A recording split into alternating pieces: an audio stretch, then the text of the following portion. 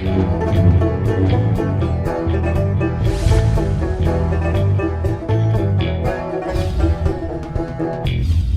I'm the DeadwoodJedi. This is another Raid Shadow Legends video. Yes, we are on the free-to-play. Yes, we are on the road to Ultra Nightmare. And yes, I have my coffee for the day. Always so nice. Yeah, we went back to the old J cup. I figured we'd mix it up. And speaking of mix it up, we're going to mix it up a little bit today. We are on day 38 right now, in the middle of some pretty mediocre artifacts that we get. And we got a bunch of events that are kind of coming up, right? We got the dungeon divers going on right now. We've got the dragon tournament. We've got the artifact enhancement event. So, you know, the usual stuff. So basically I'm going to be farming, I'm going to be grinding Dragon 20 until that is completely done. I have leveled up some of my artifacts and things like that, but nothing really crazy to get into. As usual, level it up to 15, and then I just use one more roll to get it 16 and get all the artifact enhancement points. That's kind of that's the plan. Haven't opened my shards. I'm gonna hold on to them. We got a 2x coming up, I think, next weekend, so seems a little smarter to actually wait on those a little bit. Maybe get a decent epic that I could use. Sandlight Survivor, Sandlight Survivor. But I thought we would mix it up a little bit today, because you know, I've done everything and we've kind of going through all the stuff. You know, I was talking yesterday about Arena, and actually I did get into Gold 5, so that's kind of exciting. But what I kind of wanted to do was mix it up a little bit and do a little bit of theory crafting and have a little fun moment with you guys. And I'm hoping you all will participate in the comments below and let me know what your 5 champions are that you'd pick to start your team off, because that's what I wanted to do today. I want to go through and just kind of theory craft. If I could have any 5 champions start off my account, who would they beat? Of course, we're going to exclude all the legendaries because, you know, Chris, Duchess, those would be the number 1 and 2 picks, right? So we're going to put those off to the side. No legendaries. We're also going to try and limit it to just 1 void champion. I think that's a pretty reasonable thing. And with the rest of the team, we're going to see what would be your 5 champions that you would start off your account with if you could. Now, obviously, it'd be great to start with some rares, right? That'd be, you know, give it that whole free-to-play feel. But I mean, I was going through this and I was like, okay, the epics are just going to be better. They're just going to be better. There's definitely there are some rares that are worth building and worth using. But I mean, if I had to choose, well, yeah, I'm going to choose a bunch of epics in this team, right? So that's what we're going to say. Okay, 5 champions, 5 epics, whatever. You can choose rares if you want. Just no legendaries and only 1 void champion. What would your team be? Now, we got to keep in count a couple different things, right? This is going to be important. 1, has to be good for clan boss, right? A clan boss is the spot to do things, right? We're going to get your rewards. You want to have a team that's at least, if not perfect for clan boss, at least reasonable, right? That you can do some work in there and continue to grow with your team. It doesn't have to be a perfect team, right? I don't expect all 5 champions to be great for it. In fact, mine are not all great for it. But that is something we want to keep in mind. We also need to be good in Arena. That's definitely important, especially early on, to get that Great Hall going, to climb up the rankings early on. That's very, very important. So those are 2 areas that we definitely want to have some at least solid champions for, right? We definitely want our nuker and probably a speed booster. It's probably the 2 things we absolutely want to have, and ideally like a debuffer, right? The other thing that we'd want to make sure we're able to do is get into specifically Dragon 20, but I think all the dungeons, we want to try to get to 20, level 20 as soon as we can. Now, some of them are pretty specialized dungeons, right? Like Fire Knight's pretty specialized with the shield and stuff. You know, Ice Golem, you really need a lot of poisons to really do well in that. And then of course, Spider is its own menace of a thing to do. So we're probably not going to be great for all of that. And every one of you is probably going to prioritize a different dungeon differently. For me, I think Dragon's the most important, right? I want that speed, and I want that speed gear. I want that as a foundation for my account. I want to be able to get my champions fast as soon as possible. And then I can build on that, right? Things like stalwart gear are going to be useful long-term. Accuracy gear is going to be useful long-term. So I don't mind getting some useless pieces in Dragon, because the pieces I do want are going to be really helpful. Fire Knight's really great all the way through your account. Ice Golem has a couple situational pieces, kind of similar to Dragon, honestly. Mainly reflex gear, crit rate gear can be really helpful as well. I think there's a couple other sets in there that aren't bad to have. But obviously Fire Knight has the most now, and then of course Spider. You know, what are you going to do without your accessories? You need those. We do have a bit of a hack with Spider 10, so maybe it's not as important. But you know, I'm thinking about an account about the age of mine, about 40 days in or less, right? Somewhere between day 1 and day 60. What are the 5 champions that are going to help me out the most? So I put together my team, my list, and I'll show you guys, I'll tell you guys that. But then you guys definitely let me know in the comments what your team would be if you were doing this exercise with me, because I think it'll be kind of fun. So just to mix it up a little bit, start off our week a little bit different, right? Just get it off on a new foot. This should be Monday for you guys, so hopefully you'll enjoy this. Anyway, let's go. I'm gonna go in the index to find these champions because I'm gonna have to find these champions. Okay, so my first champion, I've long said is one of my favorite champions because my very favorite speed tune was created around this champion. And of course, I'm talking about High Elf. I'm talking about Vergis.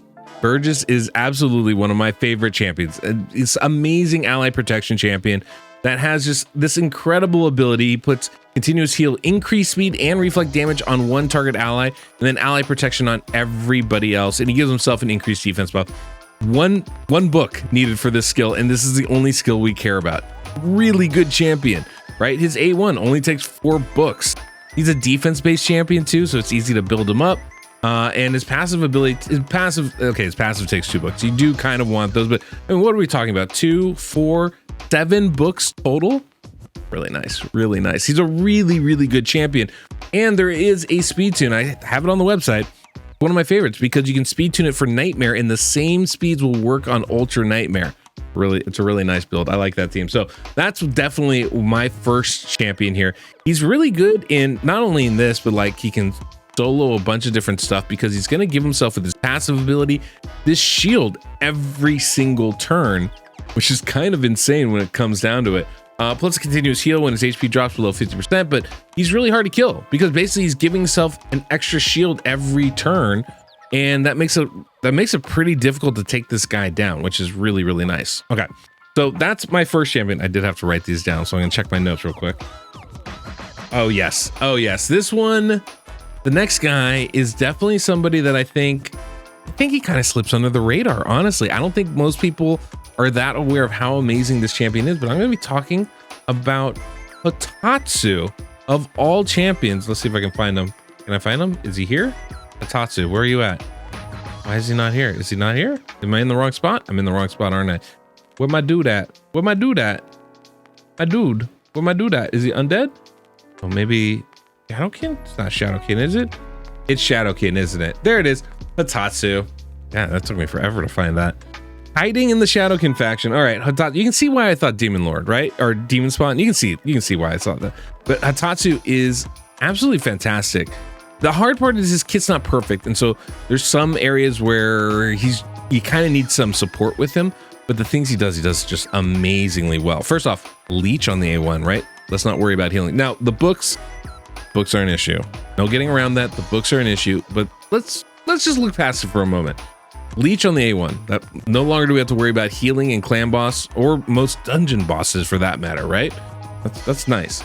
A2, decrease attack as an AoE skill. Now this only books up to what, 80% chance? This is the negative with him. This is why he's not a great decrease attack champion for clan boss, is he's not going to land it all the time. And because it's not on his A1, it means you're not getting multiple cracks at it. You're getting once per clan boss cycle. So if it doesn't land, you could wipe. And so this is why I say you need a little bit of support with him to really have him shine, but excellent champion, I think. And for early levels, it's okay to have a little RNG in your team. I'm not as concerned about that, right? That said, decreased attack as an AoE is great for dungeon waves, great for dungeon bosses. That's definitely going to be really, really helpful for us to stay alive.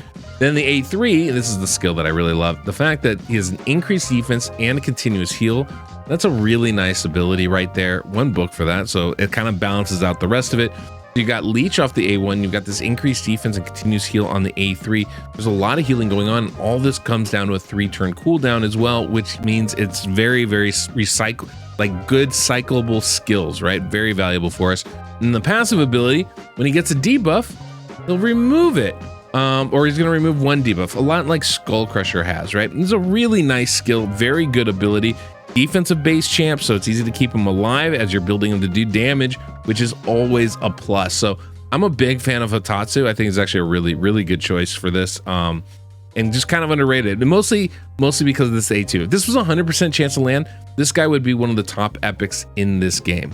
If you enjoyed today's video, don't forget to subscribe and hit that notification bell so you don't miss the next one that comes out. And of course, if you enjoyed today's music, we have that link down below in the pinned comment and description of this video, and you can use code DeadwoodJedi, save yourself 15%. And of course, if you want some account work, you don't like doing the work yourself, I'm more than happy to do it for you. My team is at the beck and call. Just visit my website, DeadwoodJedi.com. Okay, next on the list, we're going to Lizardman faction, and no, I'm not choosing Venomage. I know, he's amazing. I want to choose him. I think he's been really good for me so far. Pleasantly surprised at how good he's been.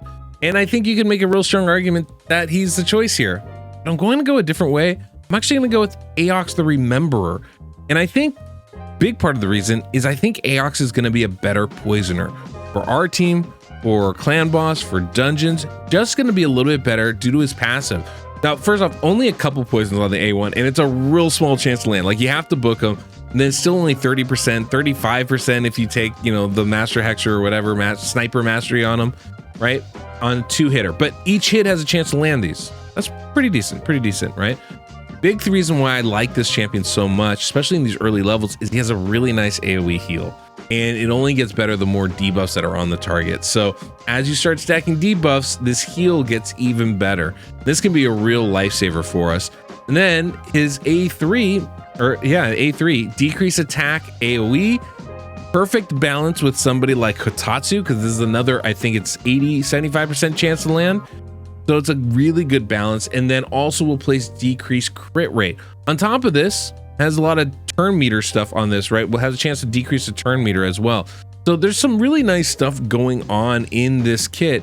And then of course, the reason why I like Aox is he increases the duration of debuffs when he's attacked. So when you face Affinity Clan boss and you're getting quadruple hit, he's gonna be extending the duration of those poisons and stuff. Can make him a really, really good debuff champion.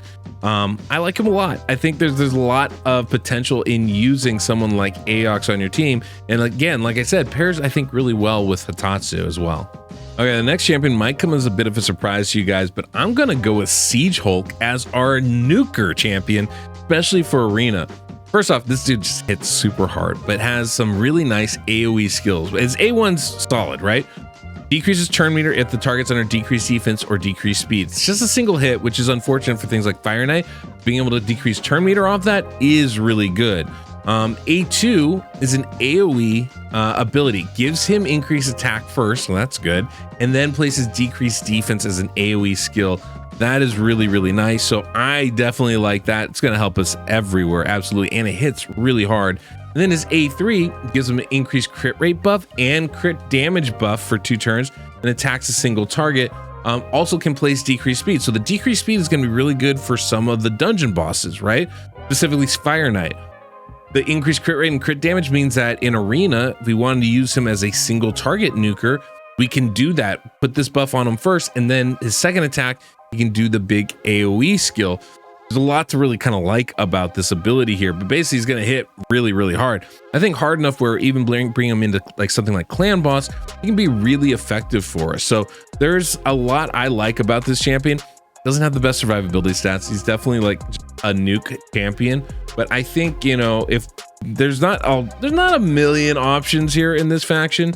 There are some other ones we could have gone with, right? And definitely, I know you guys are going to point out a couple of them like Magnar or something like that, and that would have been a really, really good choice, but I did want to go a little bit outside the box. And I think Siege Hulk would be an excellent champion to start with for your team. Okay, the last champion I'm going to go with is one of the dwarves, not one of the ones you're thinking of. This is my Void champion. I'm talking about Rune Keeper Dazdurk. Now, this is a sneaky good champion for a lot of reasons. For Arena, he's going to be amazing because he has one of the best turn meter boosts in this game with an increased attack buff. He's basically like Arbiter Light. Really nice ability. Only 2 books to get that cooldown, and for Arena, you don't even really need that. For other stuff like Clan Boss or Dungeons, a nice little leech on the A1 doesn't hurt anybody at all, right? That's not a bad ability. And then the A3 has a nice big heal. So I really like this champion. This is a 4-turn cooldown when booked. This is a 3-turn cooldown when booked, and he only takes like 10 books overall. So he's not even really book hungry compared to a lot of things. Look at his base stats, 20k HP, 1200 defense, very easy to build tanky, and a nice base speed of 105, so you can get him going very fast as well. And that's my team. This is the 5 that I would bring in, that I say if I could start with any 5, I think these 5 would be a really good place to start. We're maybe not exceptional in any one thing, and that could be the downfall of this team, right? I mean, really, when it comes down to it, it does help sometimes to be a specialist in certain areas, but I think we can be competitive in every area of the game, right? We got a great turn meter booster, a great nuke champion, and plenty of protection for arena, right? Vergis is actually really, really good in arena.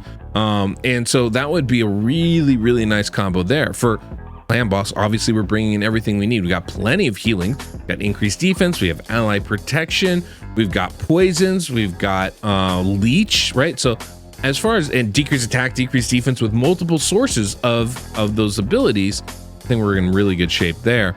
And then of course with dungeons, all that healing is really going to be important to keeping us alive. The ally protection, the increased defense, those are great things for keeping us alive. And so it allows us the time that we need to be able to climb the ladders until we get better gear and can actually build the champions that we are using for damage, which I think is really important. One of the other things about Rune Keeper, defensive based champion, so you can build him for damage while you're building him to survive. I always like that. But that's the 5 I was using. Now obviously I skipped over a lot of amazing epics like Maneater or the Mytha, Geomancer, Magnar, I mentioned him. Those are all great champions. Absolutely phenomenal champions. And champions probably in a bubble, I would go, okay, yeah, I'll take that. I'll probably take one of those over the 5 that I chose here. But I wanted to go a little bit outside the box, right? This is like a little exercise, and I don't know about you guys, but that's actually one of the most fun parts about this game. I might spend a few hours every day clicking buttons and using my thumbs and getting, the teams running, but most of my time with this game is actually spent up here, thinking about it, preparing. What champions do I want to use for this dungeons? How do I get over this hurdle? What kind of gear sets am I going to want to put on these champions? What champions could I pull that would fit in my teams perfectly? For me, that's one of the most fun parts about this game. It's one of the reasons why I like the free-to-play. There's lots of options out there for us because we haven't pulled all these champions yet. So I can really go, ooh, if I had this one champion or this one champion, how would it change what I'm doing? For me, that's a lot of fun. But I know that's not everybody's thing. But if it is your thing, spend a minute. Figure out, what would your 5 be? Let me know in the comments below. I'd love to hear from you guys. There's a little break from our usual going through where we're at every day. Mostly we haven't had a lot of changes from yesterday. So I figured we could break it up a little bit, but tomorrow we'll go back and do a nice little overview as usual. Anyway, guys, I'm really curious to hear what you guys think, what your 5 champions would be. Maybe you would definitely include those OP champions I was mentioning. Maybe you wouldn't either. Maybe you have some rares in there that you were like, yeah, this is absolutely the one I'd use. I really thought about bringing Kale. Maybe Kale instead of Aox the Rememberer would be a really good way to go, right? That's a great option for a starter. I could go Apothecary instead of Rune Keeper Dazdurk. I mean, if I'm choosing 5, that's not a bad 5 to go with, right? So there's always options as far as how you approach these things. But anyway, that was my thoughts. Hopefully you guys enjoyed it. And that's all we have for today. So till next we meet, I'm the DeadwoodJedi.